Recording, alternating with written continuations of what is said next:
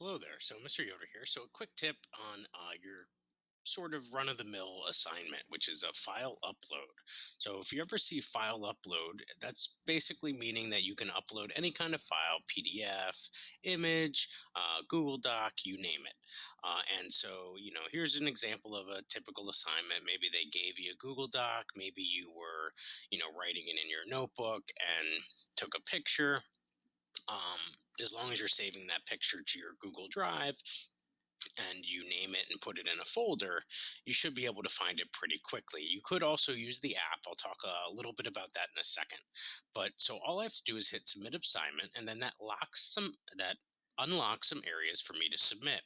Uh, if you're coming from your Chromebook, I would suggest using one of the two Google Drives here. You could also do file upload because on a Chromebook, it's just going to send you to your Files folder and you can select your drive. But I would get in the habit of selecting one of these two Google Drives. Do not select the one on the far right. It kicks out an error for your teachers, so it looks like you submitted it properly, but it's changing the document to an HTML error for your teachers.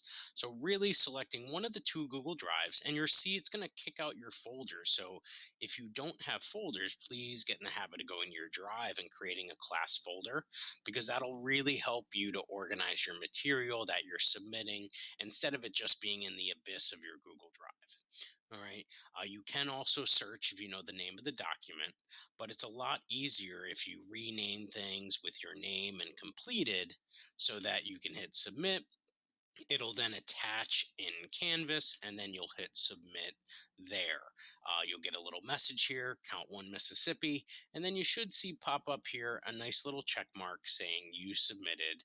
And then you can view your submission details to see if your teacher gave you any feedback, and if they attached a rubric.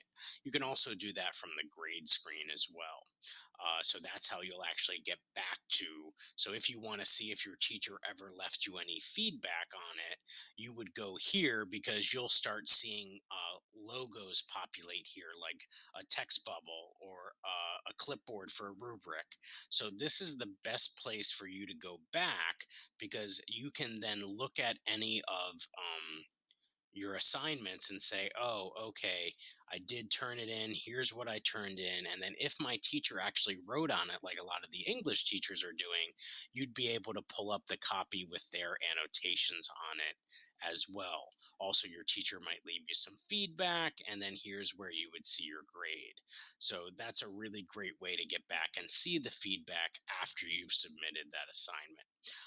Like I said, too, you can also use the app if you're taking a photo with your camera. It might be good to download the Canvas Student app and find the school under OJRHS or OJRSD rather, and then once you're signed in, you could upload right from your camera reel. So that might be a really good thing to do as well, although we don't recommend you do much on the app, like taking quizzes. You shouldn't be taking your attendance quiz on the app. You should be doing as much on the Chromebook. But if you're snapshotting work, it might be faster for you to just file upload that photo from your camera reel. All right, so if you're having any other questions, reach out to your teacher, reach out to me. We're happy to help. Have a great day.